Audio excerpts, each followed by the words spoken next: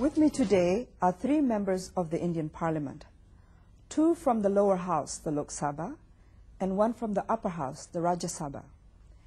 Mr. Manvendra Singh, a journalist by profession and a member of the BJP party, represents Rajasthan. Educated in India, the United States, and London, he is currently serving as a member of the Standing Committee on Defense. Mr. Sachin Pilot is a member of the Indian Congress Party, representing the state of Rajasthan too. He is educated in the United States, and he became the youngest member in Parliament when he won his seat in 2004. Mr. B.J. Panda from the BJD party is an industrialist turned member of the Rajya Sabha, the upper house. Educated in the United States, Mr. Panda represents the state of Orissa, a largely tribal state. Gentlemen, thank you for taking time off from your busy schedule to be here in this interview. There is a great deal of interest on India in Southeast Asia. They want to know where India is going. Let me start with you, Mr. Singh. Despite the phenomenal growth of India, millions in the country are still mired in poverty. What can be done to alleviate poverty in India? Well, the most important thing is to ensure that job creation continues to happen. And the process of economic growth, economic liberalization, and India's entry into the globalization field is essentially for that reason, that jobs continue to get created. And you're looking at India in 2006, go back 60 years to when India was a newly independent country. And if you see what India was at that stage and that period, and to what India is now, it's it's an achievement which I think we should be proud of. We shouldn't be debating whether we did the right thing or wrong thing, but the fact that what India was then and what it is now, there's been a phenomenal change in the living condition of the people. There's been a phenomenal change in the entire infrastructure of the country, which is not to say that everything's been done, but certainly the process is on. And the focus must remain on ensuring that more and more jobs get created.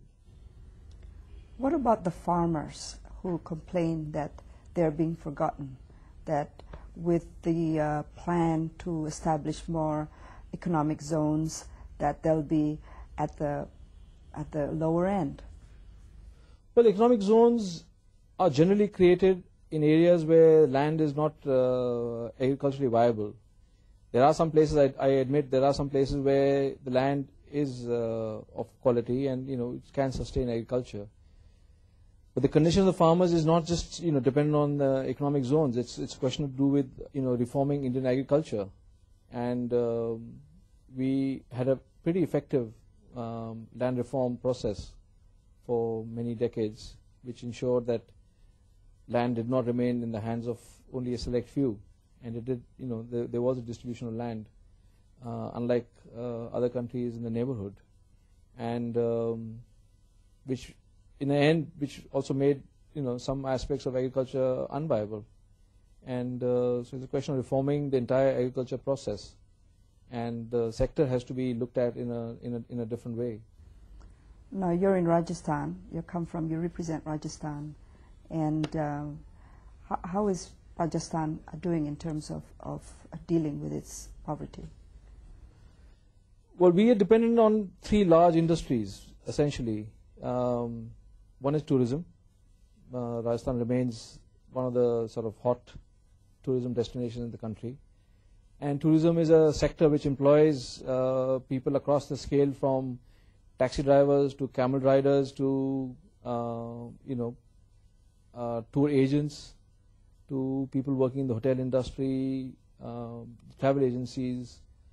So it covers a vast space. The other industry which Rajasthan is pretty big on is jewelry, exports, and finished products in precious items. That's a huge sector of export.